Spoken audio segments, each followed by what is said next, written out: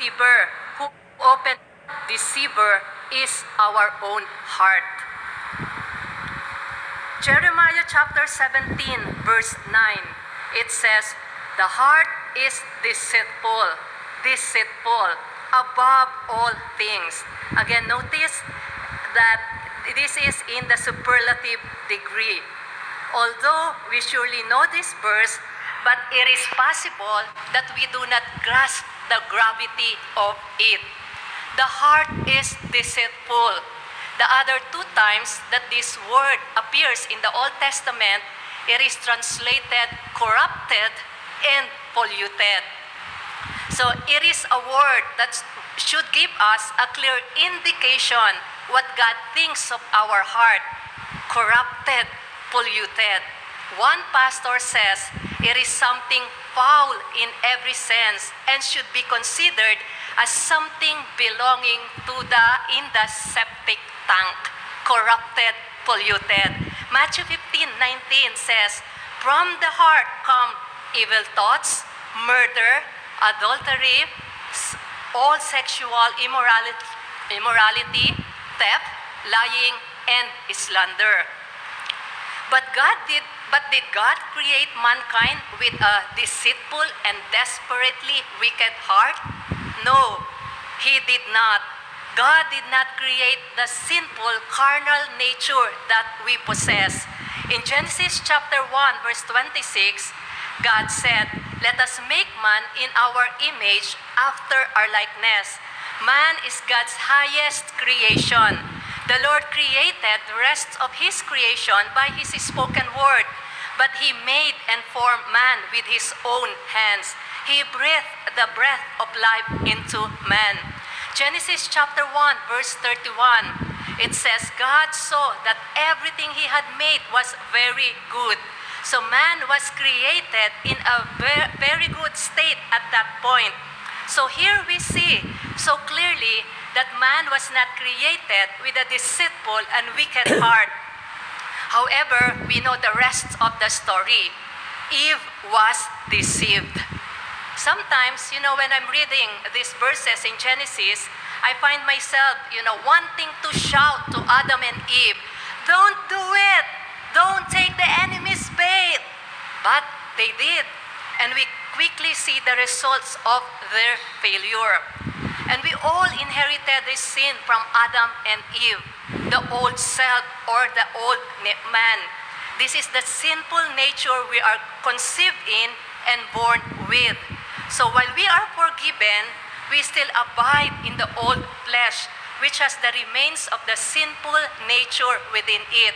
And we are not always aware of the weaknesses. We are not always aware of the sins, deceptions that can hide within our own heart if we have not become fully consecrated and cleansed.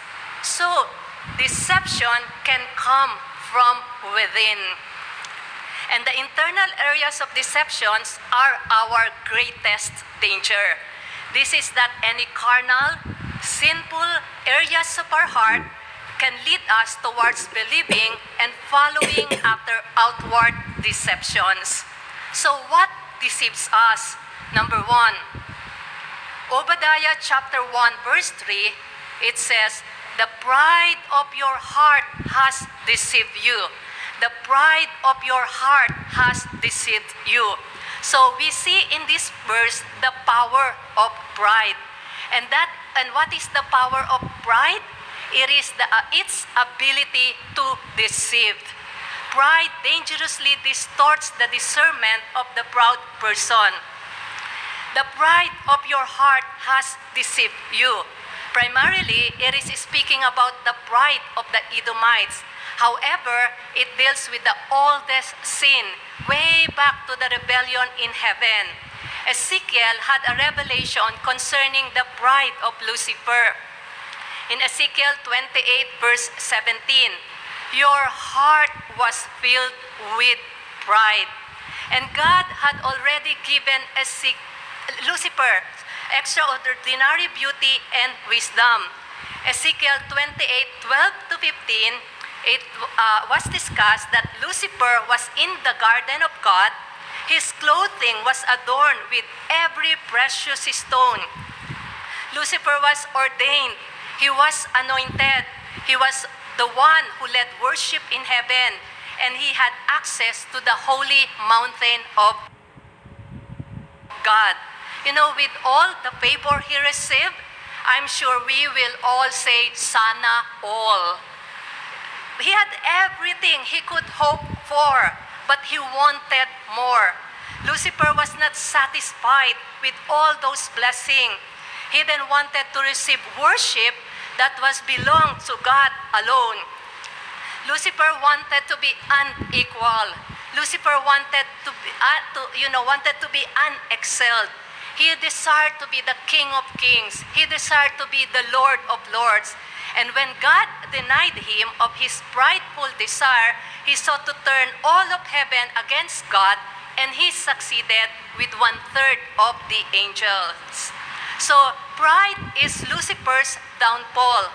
Pride is the sin that turned an angel into a devil. And sometimes we minimize pride today.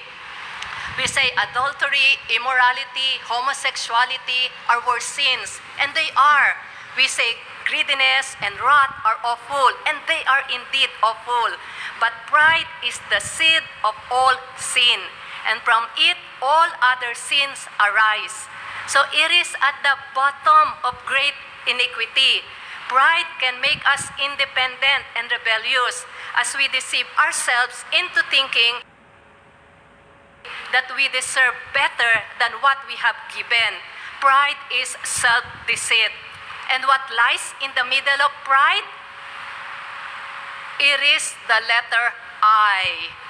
2 Timothy 3 verse 1 says, in the last days, people will love only themselves, and this is the root of man's sin.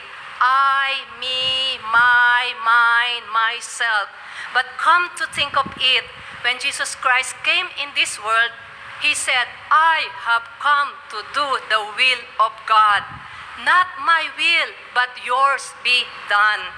And many times, our hearts are fully committed to God. Then without warning, pride begins to spring up. If it left unchecked, it will multiply and corrupt our attitudes. And this would prevent us from becoming what God wants us to be. I heard a story from Brother Norman. There was a pastor who preached a dynamic message. In the congregation, there was this young man who wanted to congratulate that pastor, and he wanted to be the first one. The moment the pastor said amen, he ran in front and said, I want to be the first to congratulate you, pastor, for an excellent preaching.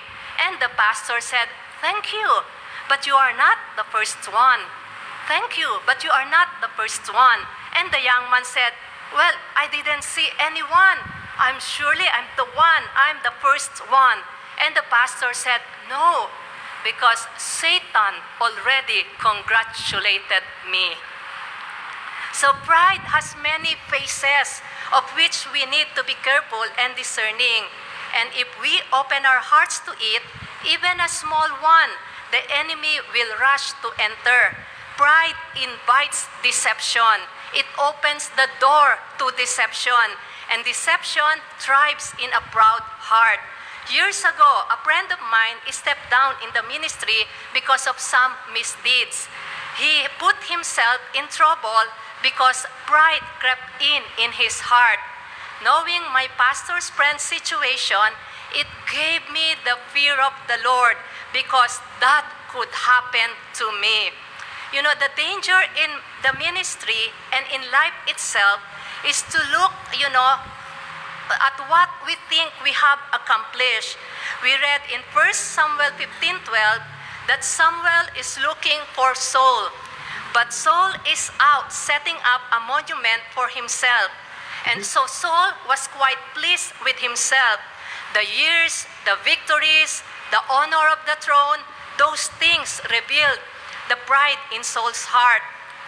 And Saul was not content with the honor of being God's chosen king. He wanted his own glory. He had misplaced praise from God to himself. Saul was more interested in getting a name for himself, so he set up a monument to himself. I know none of us here are going around and building a monument of ourselves. But there are other ways we build monuments. This is when we brag about our own accomplishments, when we pat our shoulders for a work well done, when we are getting the applause of men. We are building a monument when we glory in having large congregations. We are building a monument when we glory in having a nice church building. And if all of this is left unchecked, if we decide to follow the deceptive words of our heart, we are heading for trouble. Solomon warned us that pride goes before destruction. When John the Baptist was, at the peak of his ministry, Jesus appeared on the scene, and the crowds who had once followed John began to follow Jesus instead. And John's reply, he said, "He must become greater and greater. I must become less and less." So the word "must" is important. I must become less and less. So we should not be surprised that pride was part of Saul's fall. The kingdom was taken from him and given to another. We frequently use oil and water to illustrate two things that are immiscible. Someone said that God and pride are like oil and water. And God is very specific. He hates pride. There is no room for grace in a proud heart because God only gives grace to the humble. In 1 Peter chapter 5, verse 5, the Apostle Peter concluded his epistle by reminding us to clothe ourselves with humility, because humility is the key that we can free our hearts from deception and destruction. God hates pride. We should hate it too. So number 2, what deceives us? Hebrews 3 verse 13, "You must warn each other every day while it is still today, so that none of you will be deceived by sin and hardened against God." So sin, like pride, has power to deceive. Sin and deception offer that which is desirable in the beginning, but it destroys in the end. Satan came to Adam and Eve in the garden and said, "God knows that your eyes will be opened. You will be like God, knowing good and evil." So it was desirable in the beginning. But when Adam and Eve ate the forbidden fruit, they were driven out from the garden. So it is important to realize that sin and deception is beautifully packaged very well. It appeals to our natural senses and desires.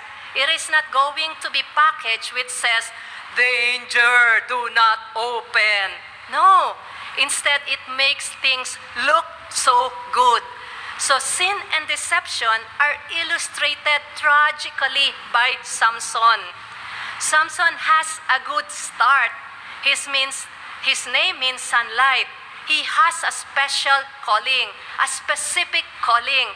He was a Nazirite. And to be a Nazirite means someone who is set apart for God. So there was a tremendous supernatural strength that God had given to Samson. So we are not talking about ordinary man. He was anointed by God. But in between these great and mighty acts of Samson, he was not able to control his sexual appetites. He had relationship with which were forbidden by God. He had a problem with lust, which as a man of God, he should have fought against. So there is no doubt that this was a sin and a snare in his life, that it hindered his ministry as a judge in Israel. And Samson's story is a story that all of us should read and study and taken to heart, because his story is a constant warning for all of us. The Apostle Paul warns us against becoming complacent in our Christian walk, of being overconfident that we are exempt from falling into sin simply because God is using us. So this mighty hero of Israel, he disclosed his secret of his strength to Delilah, who betrayed him to his enemies. So Samson had known the anointing, but because of his sin, he lost it. So Samson probably thought that his sin, he thought probably his immorality was not important to God. After all, the Lord had anointed him time after time with supernatural strength. So God seemed to wink at his weakness. Maybe he thought to himself, anyway, God is a loving God. God is a forgiving God. You know, there was a famous evangelist. He fell into much immorality the last years of his life. And he explained, he said, God allows me these perks because I have suffered so much for the ministry to serve the Lord. God allowed him to do such immorality because he suffered so much for the ministry. You know, we are deceitful by nature, but we are also deceitful in our own hearts because of our choice. So one pastor describes Samson's haircut as the most expensive haircut in the history of the world, because he lost a lot of things. He lost his freedom. He lost his eyes. He lost his strength. He lost his testimony. He lost his ministry. He lost his fellowship with God. And he lost his spiritual discernment. I will do as before and shake myself free. But he didn't realize that God had left him. And this is one of the saddest statements in the Word of God. And Samson lost everything, and he lost it immediately. He paid a high price for a fleeting pleasure, but the end of it is not worth the pleasure it provides. Proverbs 6:27 to 28. Proverbs 6:27 to 28. Can a man carry fire in his arms and his clothes not be burned? Can a man walk on hot coals and his feet not be burned? We know the answer. It is no. So you play with sin, and you will always pay a price, and the cost is not cheap. So instead of playing with sin, we should be like Joseph. When he was placed in a very tempting situation, he ran. And there are times people will play around with sin thinking that they control it, but in reality, sin controls them. You know, sin will rob us of spiritual discernment. Because of sin, there are churches that has little or no discernment at all. Because of sin, they cannot recognize the presence of the Holy Spirit in their service. Because of sin, there are churches that don't know the difference between what is holy and what is common, what is clean and unclean. Because of sin, some churches don't know whether the sermon is true or false, whether it is sound or unsound doctrine. And there are two mistakes we need to avoid when it comes to sin. One mistake is thinking that your sin is too great, too dreadful, and that God might not forgive you. But the other mistake is thinking that God will ignore your sin. God will forgive your sin as you repent and ask the Lord for cleansing. But God will never ignore your sin. The Apostle Paul warned in Galatians 6, be not deceived. God is not mocked. Whatever a person sows, that he will also reap. Today, we have the hyper grace with the catchphrase, God forgave all your sins, past, present, and future. So the hyper grace movement has infiltrated many churches, and many people are embracing the unbalanced doctrine of hyper grace. By proclaiming God's unconditional love and forgiveness, hyper grace preachers have taken grace too far. And many Christians do not really comprehend the grace of God properly. And one possible answer is that many Christians today do not read their Bible. We have various versions of Bible. We have Bibles on our cell phones, including commentaries. But still, not all Christians have developed the habit of sitting down, giving time to read, to meditate, to allow the Lord, to allow the Holy Spirit to speak to them. They rather hear what someone had to say about the Bible than to read the Bible for themselves. Many Christians have made grace unbalanced, and it is because they have problems with sin and compromise and holiness. They are attracted to the hyper grace message because it gives them the excuse that they can sin and just expect that God will forgive all their sins. So they love to hear these same words and listen to these same sermons rather than drawing closer to the Lord in repentance and cleansing and deepen their purity. And some people say, it does not matter how I live because grace covers it all. I heard a testimony of a man who admitted that he was a homosexual. He claimed that he did not need to make any change in his life because as a Christian, his sins are forgiven.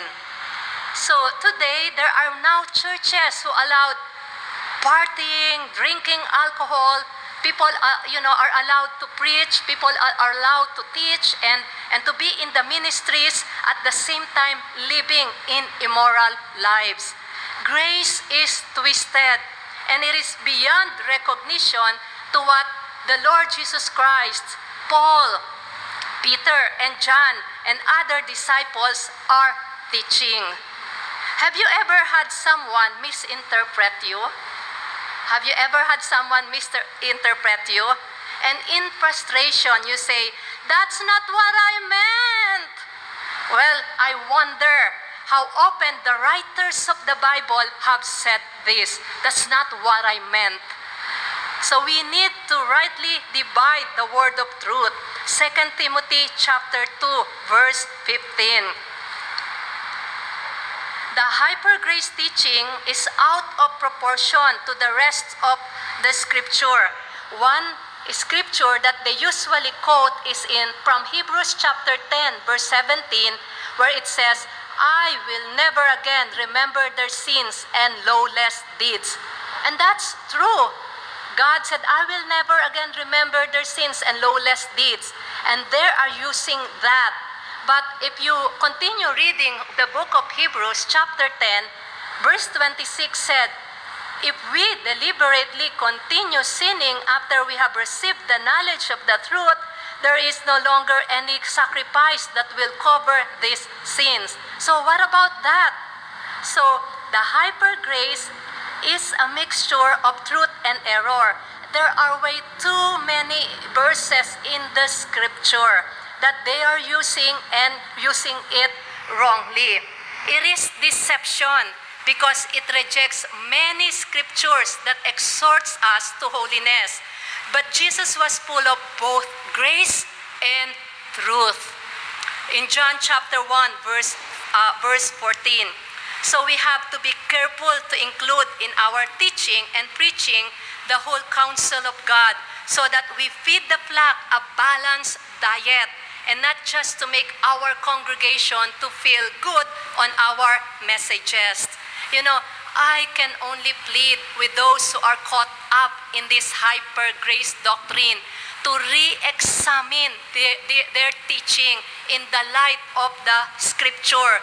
And I am afraid that many Christians are going to have the shock of their lives once they meet the Lord for their own final judgment.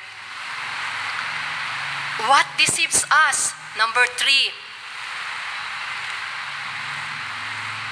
Matthew 13:22 and Mark 4:19. So the seed sown among the thorns is the one who hears the word. But the worries of this life and the deceitfulness of wealth choke the word, and it becomes unfruitful. So in this parable, we discover a doorway to deception. Riches and wealth are not the reason for falling, but the deception of riches and the pleasures of this life and lusts for other things. This deception is the downfall of many.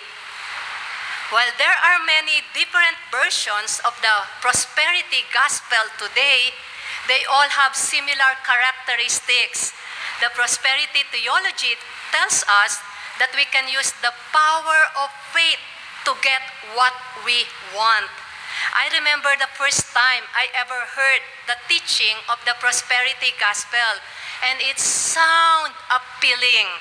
The preacher said, "Live like a king's kid. Live like a king's kid. God the Father is the king." So he and his family live in luxury, including having a private plane and mansion. When criticized for living in lavishness, he defends his lifestyle as a commandment from Christ that God wants the best for his kids. Live like a king's kid. But who is the king's kid in the first place? It was Jesus.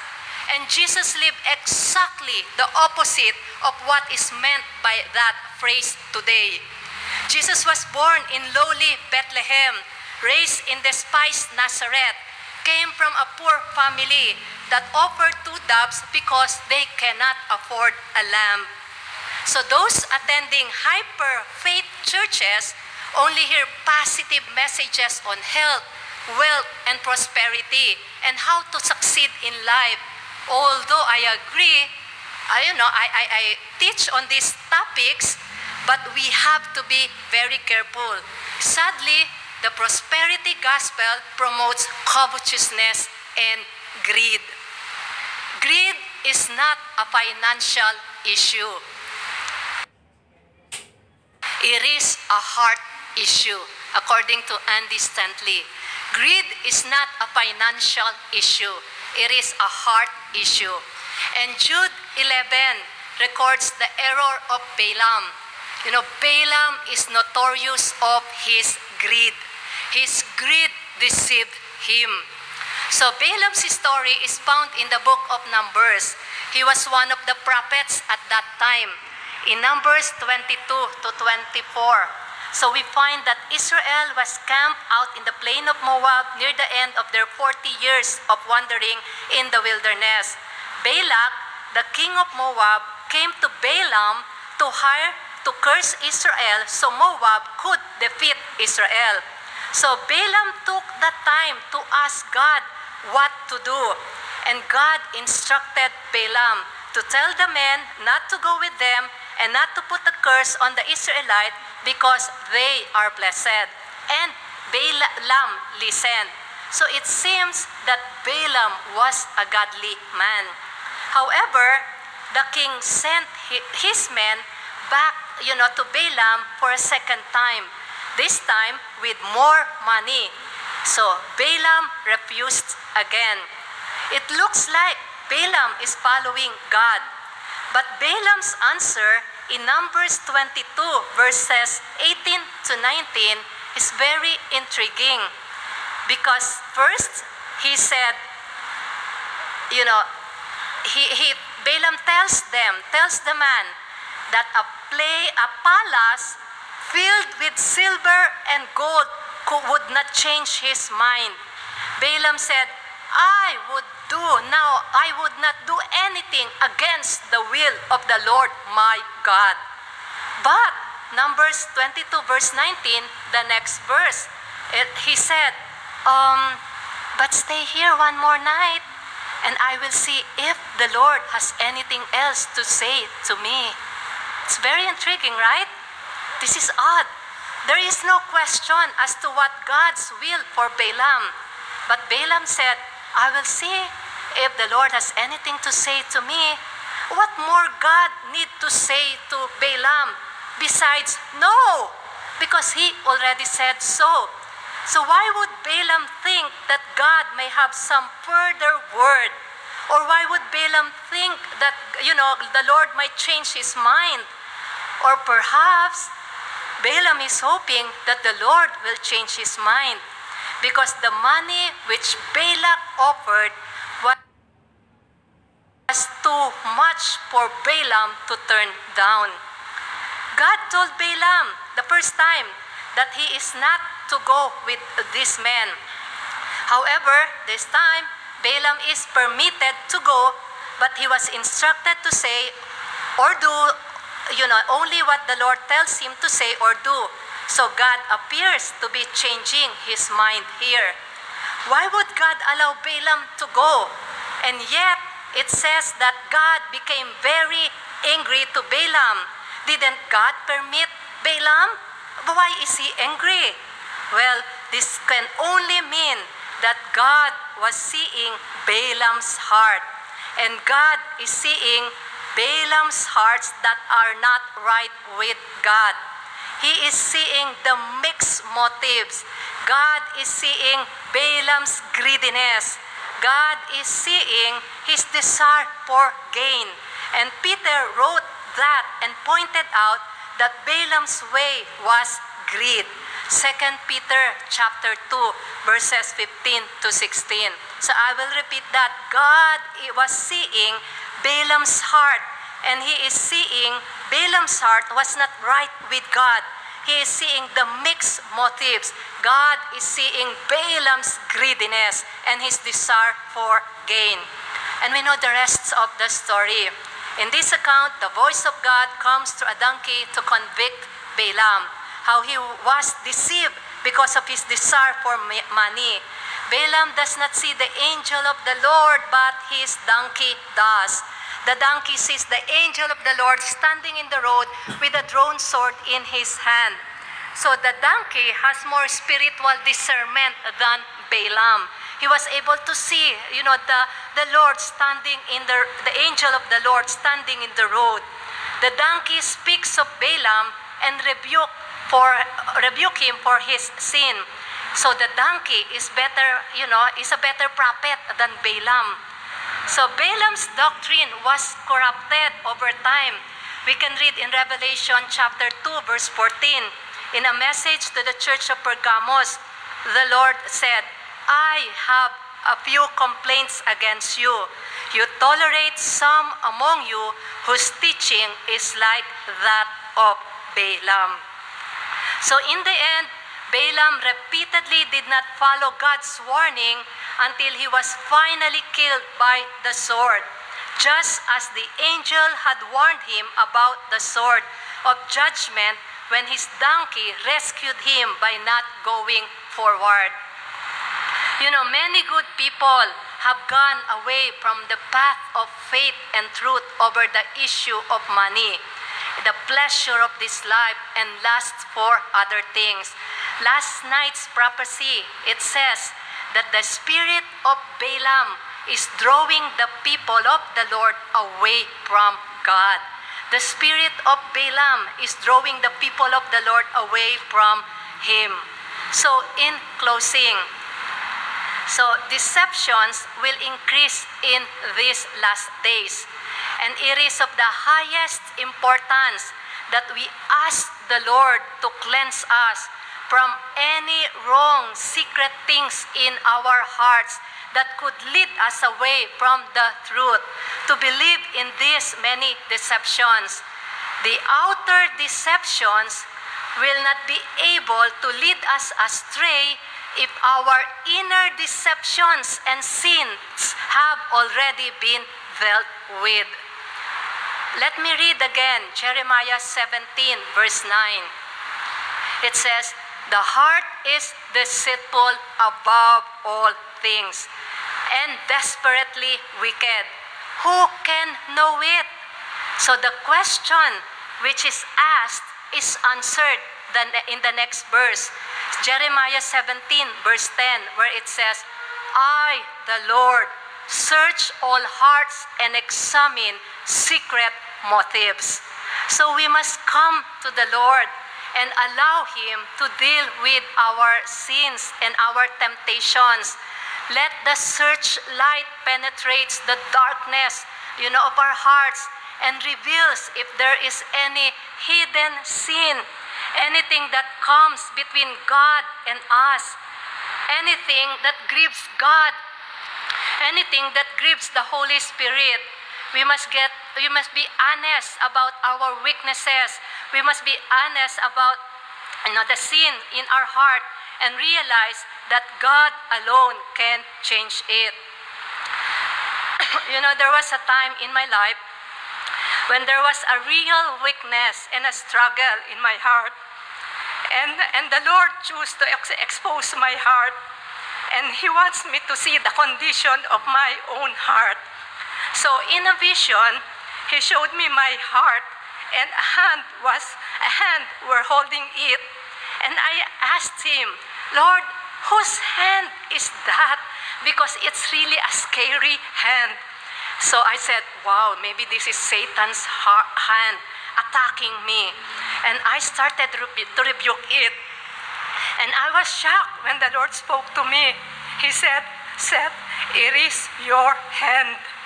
He made me realize that I am holding that area of my heart, and I am full of pride and envy and jealousy. And I repented and asked the Lord for cleansing and surrender those areas to Him. Amen. So God has not left us without hope, because God promised in Ezekiel 36:26-27 the possibility of a new heart and a new spirit. And God wants, to cleanse our hearts and minds, but our part is needed. So let us pray, as David prayed in Psalm 139, verse 23-24. "God, search me. Lord, search me and know my heart. Lord, test me. Lord, examine me. Lord, point out anything in me that offends you and lead me along the path of everlasting life." Amen? Attending seminar and church services is a great thing like this, but that's not what changed us, because it is to God we come. It is to Him we present ourselves. And that can be done anytime. And that can be done at this moment. Lord, search me. God, test me. Lord, point out anything in me, any hidden things, any hidden sin, anything that offends you, God. Again, I, the Lord, search the heart. I, the Lord, search the heart.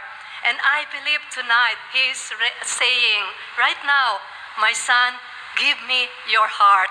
My daughter, give me your heart."